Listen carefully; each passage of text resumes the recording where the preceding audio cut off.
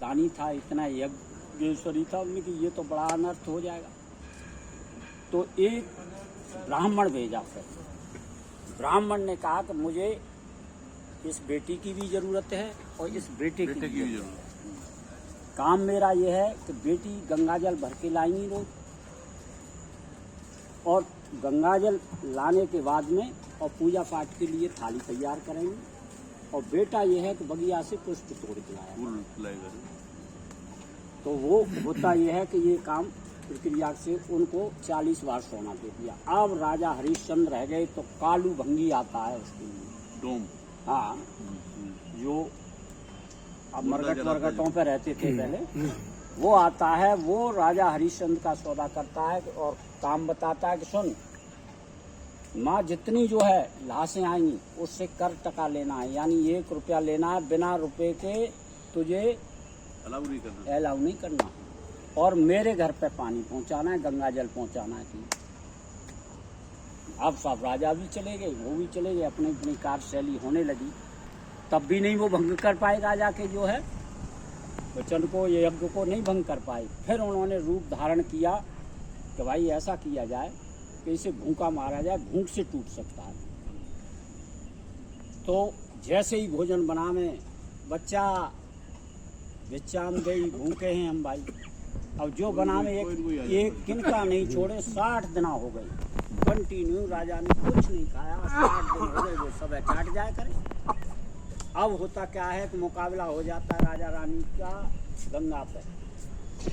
तो रानी पूछती है कि ये क्या दुर्दशा हो गई आपकी, ये क्या कर लिया? तो उन्होंने कहा है कि 60 दिन बीत गए, अन्न का मुँह नहीं देखा है मैंने।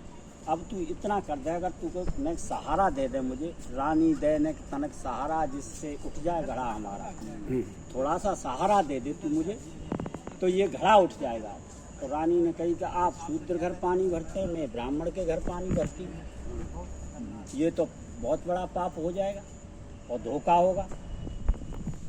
लेकिन तुम्हें सलाह दे देती हूँ कि पानी में अंदर ले जाओ और कंधे के बराबर आ जाए, इसे उठा ले जाओ, भार कम हो जाएगा। हाँ, उठा के चले गए अपने एक दूसरे, यहाँ भी नहीं डिगा पाया। फिर उन्होंने कहा, तीसरा वचन था कि सर्प का मैं रूप लूंगा।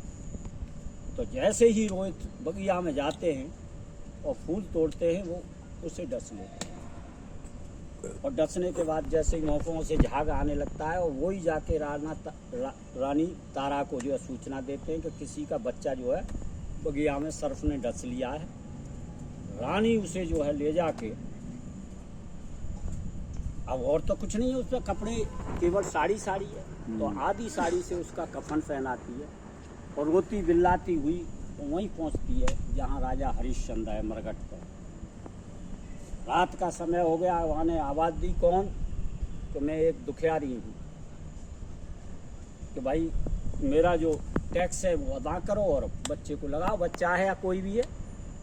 अरे कि महाराज क्या कह रहे हो, ये तो आपका रोहित, ये तो रिश्ता उसी दिन खत्म हो गया था हमारा तुम्हारा, जब घड़ा तुमने नहीं उठाया था, तो मेरा न कोई रोहित है न कोई तारा है, मैं एक उसका नौकर हूँ, डोम का